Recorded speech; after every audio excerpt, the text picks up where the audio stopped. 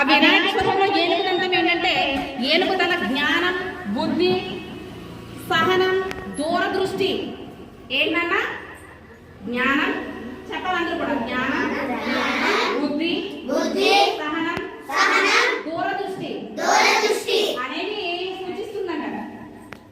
ఏనుగు ముందుండే అడ్డంకులన్నింటినీ కూడా తొలగించి గణపతి అనే మన మార్గంలోని విఘ్నాలన్నీ కూడా తొలగిస్తాడట. ఏనుగు తల యొక్క ప్రతీక. తర్వాత మనం వినాయకుడి ప్రతిభలో నెక్స్ట్ మనం చూసేది ఏంటన్నా, వినాయకుడికి పెద్ద తల ఉంటుంది కానీ కళ్ళు చాలా చిన్నగా ఉంటాయండి కదండి. చాలా చిన్న కళ్ళు ఉంటాయి. చిన్న కళ్ళు దేనికి ప్రతీక అంటే ఏకాగ్రత, సూక్ష్మ దృష్టి అంటే దాన్ని లోతైన దృష్టికి ప్రతీక. వినాయకుడి తల ఏనుగు తల అయినా తన యొక్క చిన్న చూపు ఏకాగ్రత అలాగే దృష్టికి సంకేతం అండి. అలాగే ఇంకా మీరు చూస్తే పెద్ద పెద్ద చెవులు, 2 చెవులు కనిపిస్తాయి మనకి, అవునా?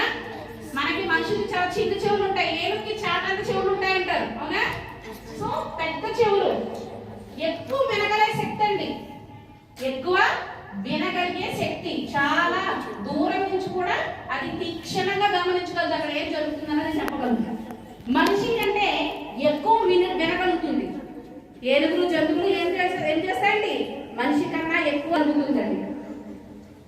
అలాగే చాలా తక్కువ మాట్లాడాలి అనేది దానికి సంకేతం కూడా పెద్ద చెవులట. ఎక్కువ వింటుందండి, తక్కువ మాట్లాడుతుంది. ఓకే, నెక్స్ట్ వచ్చినప్పటికి చిన్న నోరు గమనిస్తాం మనం. అసలు నోరు కనిపిస్తుందా నాన్న? మనకి తొండమే కనిపిస్తుంది, నోరు కనిపిస్తుందా అమ్మా? కనిపించదు కదండి. చిన్న నోరు, అసలు అది దాన్ని మనం గమనించామండి. చూడండి, చిన్న నోరు ఏంటంటే నియంత్రితమైనటువంటి మాట అండి. అంటే చాలా తక్కువ మాట్లాడాలి, స్పష్టంగా మాట్లాడాలి. చూడండి, మన సూర్యవంశాలు ఉంటారండి, చాలా తక్కువ మాట్లాడతారు కానీ షార్ట్ అండ్ స్వీట్ అన్నట్టుగా చాలా అందరూ కూడా చాలా భయభక్తులతో ఉంటారు, అవునా? అది చాలా చిన్న నోరు, నియంత్రితమైనటువంటి మాట అండి. అవసరమైనంత వరకు మాత్రమే మాట్లాడాలి, అవునా? సో నెక్స్ట్ వచ్చేసరికి ఇంకేం గమనిస్తాం మనం వినాయకుడి ప్రతిభలో? ఒక పెద్ద పొట్టను చూస్తామన్న, అవునా? అవునా కదా, చెప్పాలి. పెద్ద పొట్టను చూస్తాం నాన్న, అవునా?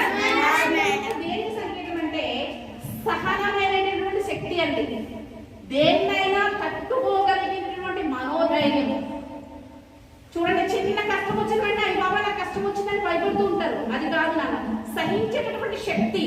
ఆ పెద్ద పొట్ట దేని